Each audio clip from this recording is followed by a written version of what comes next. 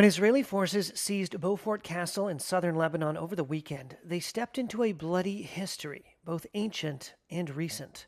The site, built 900 years ago by Crusaders, was captured by Saladin, retaken by the Crusaders, and is a rare medieval fortification with a history of conflict extending down to the present day. Israeli forces held the castle for 18 years until abandoning it in 2000. One reason for that long history: while warfare has changed a great deal in 9 centuries, the fort's strategic position has not.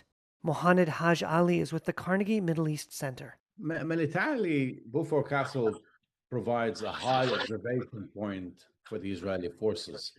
They can observe, and it gives them an advantage in any conflict because it basically exposes the region beneath them and helps them basically maintain control. In the 20th century, Beaufort was a picturesque ruin. But as Lebanon sank into civil war after 1975, Palestine Liberation Organization fighters appropriated it as a base for their guerrilla campaign against Israel. Israeli forces attacked Lebanon in 1982 and turned Beaufort into a center of their military operations in southern Lebanon for nearly 2 decades. For many Lebanese, Beaufort came to symbolize that occupation, with an Israeli flag visible for miles around. It's the highest point in the region, and so it symbolizes Israeli superiority and the control that was exerted on that population during the occupation years. The fact that they're back now in Beaufort Castle, I think, is reminiscent of that era and that level of control over people's lives. The fort became a target for fighters from Lebanon's Hezbollah, who waged a guerrilla war against the occupiers until Israel withdrew in the year 2000.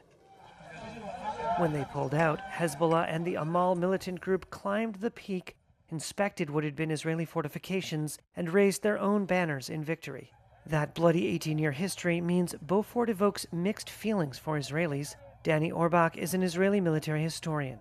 It was a symbol for heroism, but it was also a symbol in the eyes of many of the futility of war.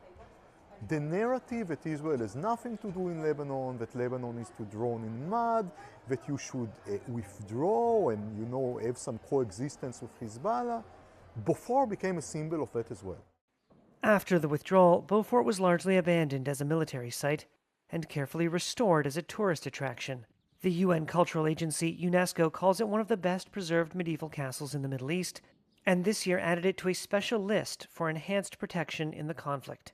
But now the Israeli flag once again whips in the wind over the site, and the fortress built in the 13th century plays a role in a 21st century war. Today, the importance of the Beaufort is mainly, I would say, as an intelligence collecting and observation point. It's not a perfect solution, but it's part of a bigger operation.